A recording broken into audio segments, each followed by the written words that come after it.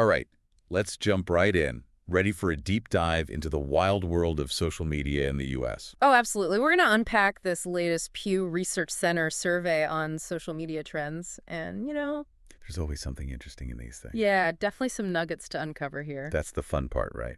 Finding the insights that really matter. Exactly. So let's start broad. Who are the big players? The ones running this whole social media game? Well, I think the first thing that jumps out at you is YouTube, right? Yeah. It's Yeah. dominant Huge. across almost every single demographic you can imagine: age, income, education. It's crazy because, like, I know so many people on YouTube, but then you Yeah. see the numbers and it's like, wow. Yeah. It's really a testament to how powerful video is. It is, whether people are looking for entertainment or they want to learn something or just kill some time. Right. YouTube's got it all. Yeah, it's got it all. So YouTube, the giant. But what about the other platforms? Like Facebook, is it even still a thing with, TikTok and Instagram Reels everywhere you look? You know what? Facebook is absolutely still relevant. Really? It might not be the new shiny toy, but Oh, it's man. not going anywhere anytime soon. Especially take a look at the 30 to 49 age group. They're Interesting. still very active on Facebook. You always hear about younger people just like leaving it in the dust and going to all these newer platforms. So Mm-hmm. is it more about connecting with like friends and family now rather than keeping up with all the trends? I think that's spot on. Younger generations, they might be all about those trends and viral videos on TikTok and Instagram. But Facebook has really found its place as like that go-to for staying in touch with the people you actually know. I guess that makes sense. Yeah. Okay, so Facebook is still around, especially for personal connections. Mm-hmm. But speaking of trends, what about TikTok? Oh, yeah. This research showed some pretty wild numbers for adults, right? Mm-hmm. Yeah. Get this. A full 76% of adults ages 30 to 65 plus are on TikTok. I did not expect that. It's not just a teen hangout anymore. Well, 76%, that's so much higher than I would have guessed. It is. Like everyone's out there trying to, learn those dances. They are. It just goes to show how fast things can change in the social media world, right? Yeah. What was once this little niche platform for teens has just exploded across all these generations. Crazy. It is. What about Instagram? Is it holding strong? Definitely, definitely. Instagram is still a powerhouse, especially when it comes to visual content, Right. branding. Mm-hmm. Businesses, influencers, they're all still flocking to Instagram to show off what they got. Yeah, makes sense. Yeah, So Instagram is still huge for all the visual stuff. for sure. And then there's LinkedIn, Mm-hmm. which feels like a totally different world. Oh, yeah. LinkedIn is definitely more, professionally focused. It's the spot for networking, finding jobs, really establishing yourself as an expert in your field. So looking at all this data, we've got a pretty clear picture of the top dogs, right? Yeah. YouTube for video, Mm-hmm. Facebook for connecting with people you actually know, Instagram for visuals, and LinkedIn for the professional crowd. But, wouldn't it make sense for someone who wants to reach a lot of people to be on all of these? I think so. And that's where the power of cross-promotion really comes in. Right. If you strategically promote your stuff across multiple platforms, you can really broaden your reach and get people more engaged. So it's not about just picking one and sticking with it. No. It's about using each platform to its strengths and creating this, interconnected web of content. Exactly, like building bridges between all those different online spaces you're in. I like that. Maybe you share a little piece of a blog post on Facebook, Mm-hmm. put a nice visually appealing quote from it on Instagram, Right? maybe a quick video summarizing the main points on YouTube. Yeah, totally. Reaching people where they already are and giving them a reason to check out more of your stuff on another platform. Exactly. That's smart, but there are a couple of platforms we haven't really talked about. Mm-hmm. X, formerly Twitter, Right. and Be Real. What's going on with them? Well, according to the data, they haven't quite caught on in the same way as these giants we've been talking about, Oh, interesting. especially with the older demographics. So is that because they're going for a more niche audience? Maybe. X has been through a lot of changes recently, Oh, and that might have turned some of its longtime users away. right. And Be Real, it seems like it's struggling to keep that initial excitement going. It's a good reminder that the social media world is always shifting. Absolutely. What's hot today could be old news tomorrow. Exactly. So how do people stay ahead of the curve? How do they make sure their social media strategy is actually working? The key is to be adaptable. Okay. Look at the data Mm-hmm. and just always be learning and willing to experiment. Makes sense. What works for one person or brand might totally flop for another. It's all about finding what works best for you. It is. It's about being strategic and intentional with how you show up on social media. Right. It's not just about posting randomly, it's about creating things that your audience actually connects with. Content that matters. Yeah. Okay, so we've covered the major players: YouTube, Facebook, Instagram, LinkedIn. We even touched on X and Be Real. Mm-hmm. But what about location? Does where you live actually affect how you use social media? Oh, definitely. Urban, suburban, and rural areas all have their own distinct social media trends.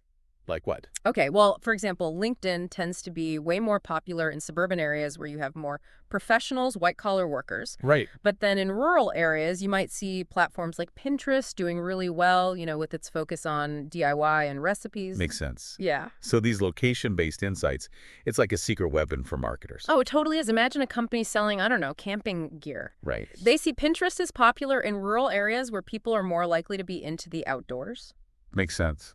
That could help them target their advertising so much better. It's all about understanding your audience, Right. meeting them where they are, both literally and figuratively. Exactly. And that's what makes this data so valuable. It gives you a roadmap for navigating this whole social media world and connecting with the people that are most important to you. Yeah, those are the people that matter. For sure. That's so true. Okay. Absolutely. So we've talked about a lot, from YouTube's dominance to TikTok's surprise popularity with adults. Yeah, and don't forget Facebook's staying power Oh. and Instagram's visual appeal, How could we forget? and then LinkedIn catering to the professionals. Right, each platform with its own strengths and weaknesses. Absolutely. I think the biggest takeaway here is that there's no one right way to do social media. There isn't. What works for one person or brand might not work for another. Exactly. So how do you figure out what's right for you? Where do you even start? Well, all begins with understanding your goals. What are you hoping to achieve with your social media presence? Are you trying to build brand awareness, drive traffic to your website, generate leads? Right. So once you know what you want, Yes, then you can start looking at the platforms and seeing which ones fit best. exactly. And don't be afraid to experiment. Oh, yeah. Try different platforms, see what works, adjust as you go. Because remember, this social media landscape, it's always changing. Oh, for sure. What's popular today might be gone tomorrow. Absolutely. So you got to stay informed, keep your finger on the pulse of what's happening. You do. Okay, so we've talked about understanding your goals, experimenting with different platforms, and staying adaptable. Mm-hmm. But what about the content itself? Like, what kind of stuff actually performs well on social media? Ooh, that's the big question. Yeah. And honestly, the answer is it depends. Of course, it depends. Of course. It always does. But there are some general principles that apply across the board. Okay. First and foremost, your content has to be engaging. It's got to capture people's attention, make them want to keep watching, reading, or listening. So how do you make content engaging? Is it all about flashy videos and catchy music? I mean, those can definitely help, Right. but that's not the whole story. Okay. Sometimes it's as simple as just telling a good story. Oh, yeah. People love stories. They do, whether it's a personal anecdote or a behind-the-scenes glimpse or even a case study that shows the impact of what you do. Makes sense. Yeah. So stories are powerful. Mm-hmm. Anything else that can boost engagement? Absolutely. Think visuals. Okay. Images, videos, they can break up text, add visual interest, and get information across more effectively. Right. And never underestimate the power of humor. Oh, yeah. A good joke goes a long way. Right. A well-placed joke or a witty observation can make your content so much more memorable and shareable. For sure. Okay, so engaging content is key. Mm-hmm. But what about tailoring your content to different platforms? Is that important? Oh, it's crucial. Each platform has its own little quirks and audience expectations. What works on TikTok might not work on LinkedIn and vice versa. So, like, if you're making a TikTok video, Yeah, it should be short, snappy, grab people's attention. exactly. But on LinkedIn, Mm-hmm. you can go a little deeper, share something more thought-provoking. Absolutely. It's all about understanding the platform and its users and creating content that really speaks to them. All right, so we've talked about engaging content, tailoring it to different platforms, and staying adaptable. Mm-hmm. But we can't forget the whole social part of social media. That's right. It's not just about broadcasting your message. It's about engaging with your audience, responding to comments, building relationships. Right, it's a two-way street. It is. You're not just talking at people, you're talking with them. Exactly. Social media is all about making connections, building community, having conversations. So how do you make sure you're being social on social media? Any tips? Oh, absolutely. First and foremost, be authentic. People can spot a fake a mile away. Totally. Be yourself. Let your personality shine through. Don't be afraid to be a little vulnerable. Good advice in general, not just for social media. You're right, that's true. And remember, social media is about relationships. Mm-hmm.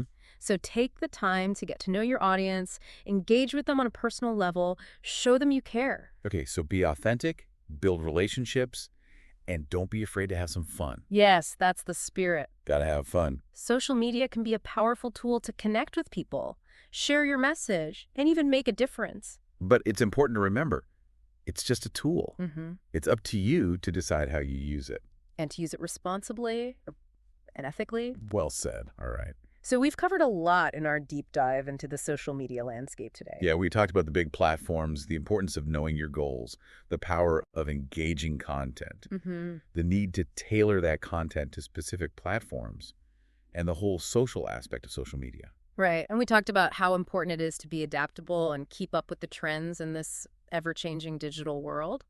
Definitely a fascinating journey. Yeah. I hope our listeners have picked up some valuable insights to apply to their own social media strategies. I hope so too. But before we wrap things up, I want to leave our listeners with one final thought. Oh, okay. I'm all ears. Yeah, it's all about being like a savvy social media explorer, you know? I like that. Got to know the terrain and how to use it to your advantage. For sure. So we've covered a lot of ground, from YouTube's crazy reach Mm-hmm.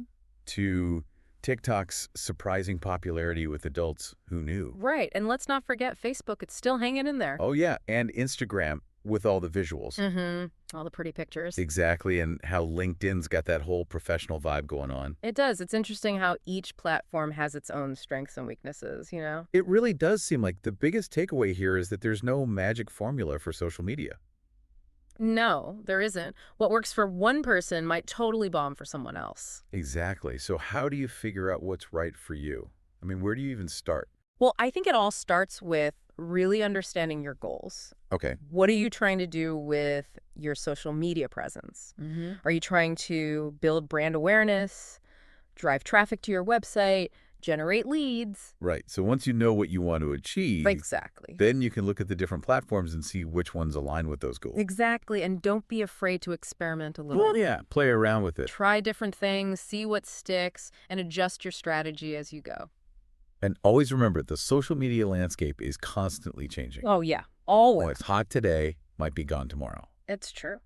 So staying informed is key. Keep your finger on the pulse of what's happening. Exactly. All right, so we've talked about understanding your goals, experimenting with different platforms, staying adaptable. Mm-hmm.